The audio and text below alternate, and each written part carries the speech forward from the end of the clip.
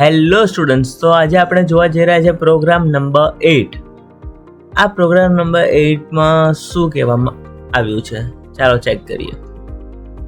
Unit number 2 based on database. Okay, design a website which allows user to log in. As a user login, the home page displays a welcome message based on the type of the user. અગર normal without login કોઈ પણ entry લીધી તો એને welcome visitor વાળો message આવશે. કોઈ normal યુઝરે entry લીધી તો વેલકમ યુઝર નેમ, એટલે યુઝર નેમ એનું આવશે. પછી એડમિન રોલ કીધો છે કે વેલકમ એડમિનિસ્ટ્રેટર, એવી રીતે. એને મતલબ કીધું શું થશે કે અગર કોઈ એડમિને રોલ લીધો છે તો એડમિન વેલકમ, પછી એડમિન, પછી એનું નામ, પછી કોઈ કસ્ટમરે કર્યું છે તો વેલકમ કસ્ટમર, પછી એનું નામ, એવી રીતે આવશે. ઓકે, તો ફર્સ્ટ ઓફ ઓલ આપણે શું ક્રિએટ કરવાનું છે એટલું સમજી લો કે હવે આપણે કરવાનું છે લોગિન ફોર્મ, સાઇનઅપ ફોર્મ અને હોમ પેજ. આ 3 વસ્તુ ક્રિએટ કરવાની છે. તો ચાલો, Microsoft Visual Studio, file, new, website, empty website,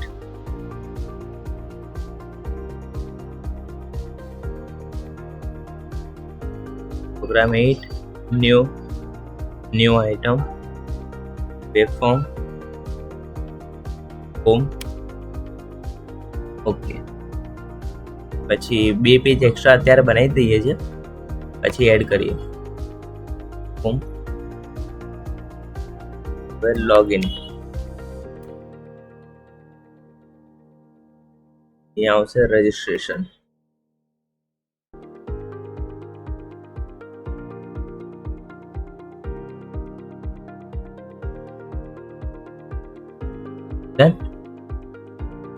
હવે હોમ પેજ ઉપર આવીશું, ડિઝાઇન પર આવીશું, અહીંયા હાઇપર લિંક્સ એડ કરીશું.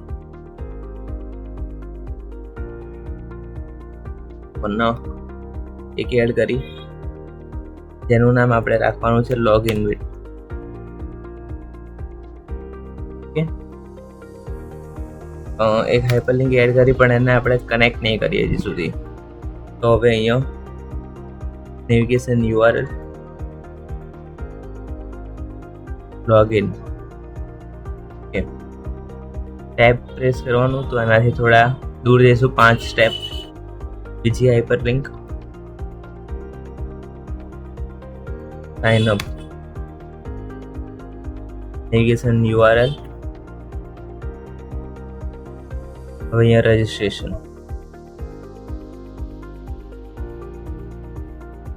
ફરીથી હવે અહીંયા સ્ટેટસ બતાવવાનું છે કે તમે લોગ ઇન છો, લોગ આઉટ છો.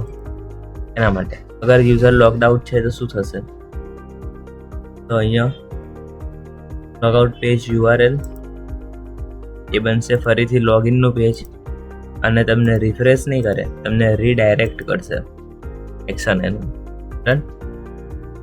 હવે અહીંયા શું એડ કરવાનું છે, ક્યુ. હવે આના માટે સૌથી પહેલાં તો તમારે કન્ફિગરેશન્સ પર થોડુંક મેનેજમેન્ટ કરવું પડશે. તમે વેબસાઇટ ઉપર અહીંયા ASP.NET કન્ફિગરેશન ઓન કરી શકશો, અધરવાઇઝ અહીંયા પણ તમને ઓપ્શન આપી રહ્યા છે. બરાબર, આપણે ઓપન કરીએ. સિક્યોરિટી,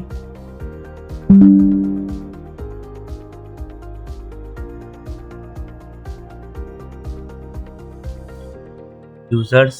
અગર તમે યુઝર ઓથેન્ટિકેશન ટાઈપ તમે ફ્રોમ લોકલ નેટવર્ક કરી રહ્યા છો તો આ તમારું લેપટોપનું જે યુઝર નેમ છે ને એ નેમ ત્યાં શો કરશે. તમે ફ્રોમ ઇન્ટરનેટ મતલબ કે તમે જે યુઝર્સ ક્રિએટ કરશો ને એ ત્યાં શો નહીં કરે. તમારે મેન્ડેટરી રહેશે કે તમારે user from the internet selection કરીને ડન કરવાનું, ત્યારે તમને અહીંયા યુઝર્સ બતાવશે. યુઝર અહીંયાથી તમે ક્રિએટ કરી શકશો, પણ આપણે ત્યાંથી કરીશું. સૌથી પહેલાં ઇનેબલ રોલ્સ, આપણે રોલ ક્રિએટ કરી લઈએ. એક એડમિનનો રોલ એડ, એક કસ્ટમરનો રોલ. ઓકે, તો હવે અહીંયા લોગિન વ્યૂ લઈ લીધા પછી ત્યાં યુઝર રોલ ક્રિએટ કરીએ, આપણે 2 ક્રિએટ કરીએ. કયા 2 ક્રિએટ કરીએ યુઝર રોલ? એક એડમિન અને એક કસ્ટમર. એનાથી શું કરવાનું છે એ જોઈ લઈએ. ફર્સ્ટ ઓફ ઓલ અહીંયા edit role group, add admin, okay, add customer, perfect. અહીંયા લિસ્ટમાં નામ આવી ગયા. સ્ટાર્ટિંગમાં એનોનિમસ એટલે કે તમને જસ્ટ ખાલી વિધાઉટ યુઝર કોઈએ લોગિન કર્યું હોય તો એ દેખાડશે. તો ચલો એમાં શું ડિસ્પ્લે કરવાનું છે એ લખી દઈએ. એમાં ડિસ્પ્લે કરવાનું છે વેલકમ વિઝિટર. ઓકે, અગર કોઈ વિઝિટર નેમ હશે, યુઝર નેમ, તો એ શો કરાવીએ તો એના માટે આપણે બસ ખાલી લોગિન નેમ પર ટેપ કરીશું. પછી પાછા ડિઝાઇન પર આવી જઈશું. હવે લોગ્ડ ઇન ટેમ્પલેટ મતલબ કે હવે કોઈ લોગિન કરેલા યુઝરે હોમ પેજ પર રીડાયરેક્ટ થયું છે તો એને શું શો થશે એના માટે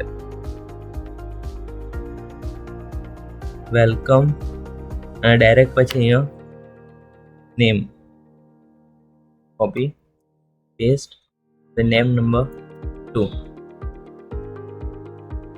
અહીંયા રોલ બેઝ અગર એડમિન છે તો એડમિનને શું શો થશે? પુશ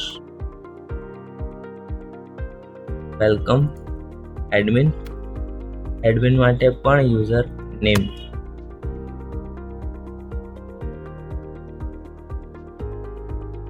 હવે કસ્ટમર રહ્યું ને,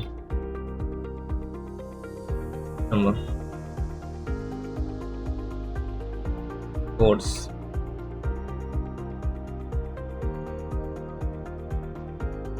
વેલકમ કસ્ટમર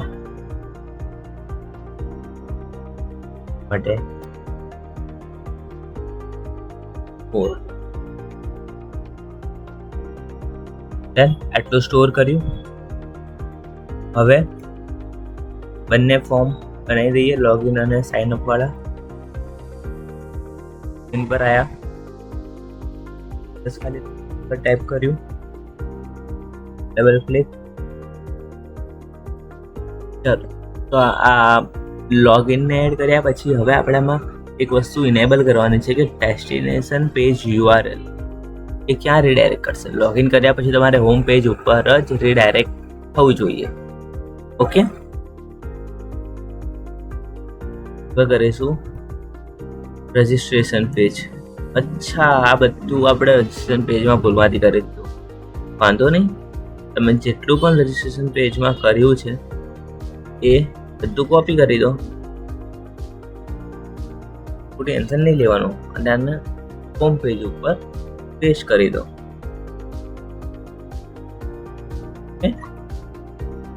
જોઈ લો, તમારું હોમ પેજની ડિઝાઇન ચેક કરી લો, બધું બરાબર છે. તમારું રજિસ્ટ્રેશન પેજ પાછું ક્લિયર થઈ ગયું.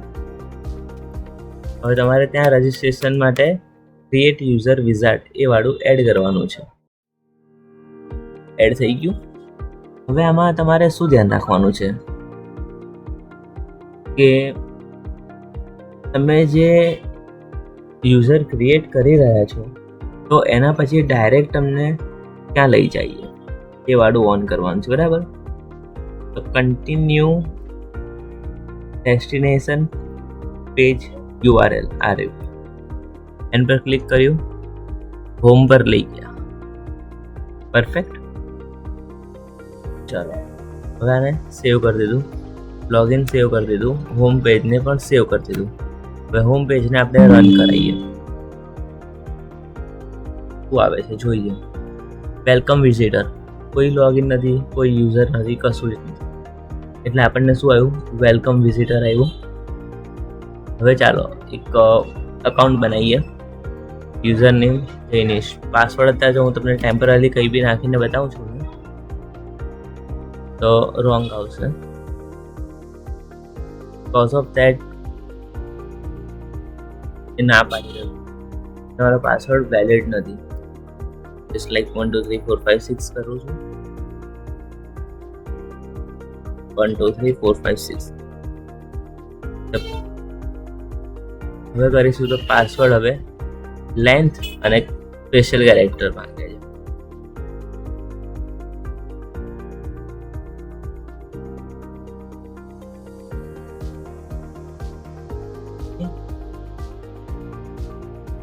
થઈ ગયું છે. Continue to dashboard. I you welcome Jainis. Done. Perfect. હવે શું કરીશું કે તમે મલ્ટિપલ અકાઉન્ટ્સ ક્રિએટ કરી શકો છો અને ચેક કરી શકો છો કે એડમિન ક્યારે છે, કસ્ટમર ક્યારે છે, નોર્મલ વિઝિટર ક્યારે બતાવે છે. પછી તમે અકાઉન્ટમાં લોગિન કર્યું છે તો તમારું નામ બતાવે છે સાચું. ઓકે, તો અત્યારે આપણે ચેક કરી રહ્યા છીએ કે આમાં એડમિન હોય તો કેવી રીતે બતાવે. Security, manage users. એક આ યુઝર છે, એનો રોલ એડિટ કરીએ. હવે આ યુઝરને આપણે એડમિન બનાવી દઈએ. ઓકે, અને અહીંયા રિફ્રેશ કરીએ તો એડમિન જૈનિસ આવી ગયું. આ યુઝરને હવે આપણે કસ્ટમર બનાવી દઈએ તો કસ્ટમર આવી ગયું. આ યુઝરનો રોલ આપણે રિમૂવ કરી દઈએ તો પાછું નોર્મલ થઈ ગયું. અને લોગ આઉટ કરીએ તો લોગિન પેજ પર રીડાયરેક્ટ થઈ રહ્યા છે આપણે. પછી અગર સપોઝ હોમ વાળું થતું હોય તો ટ્રાય કરીએ. હોમ પેજ ઉપર આવ્યા, વેલકમ વિઝિટર આવ્યું, કોઈ નામ નથી આવ્યું. બીજી વસ્તુ એક સમજી લો કે આમાં આ જે એક્સેસ રૂલ્સ છે ને, એ એક્સેસ રૂલ્સ એના માટે છે કે સ્પેશિયલ કોઈ બેનિફિટ્સ આપવા હોય. આ લોગિન નથી થયું તો અહીંયા એનો પ્રોફાઇલ ના આવે. બટ અગર આ લોગિન થઈ ગયો કોઈ યુઝર તો એને એની પ્રોફાઇલનું પેજ દેખાવું જોઈએ. પેજ હશે એક્સેસ રૂલ્સની અંદર. ઓકે, બધું આગળ આવશે તો જોઈશું, બાકી હાલ જરૂર નથી. તો અહીંયા આપનો પ્રોગ્રામ કમ્પ્લીટ થાય છે. તો મળીએ છીએ વધુ એક નવા વિડીયોમાં નવા પ્રોગ્રામ સાથે.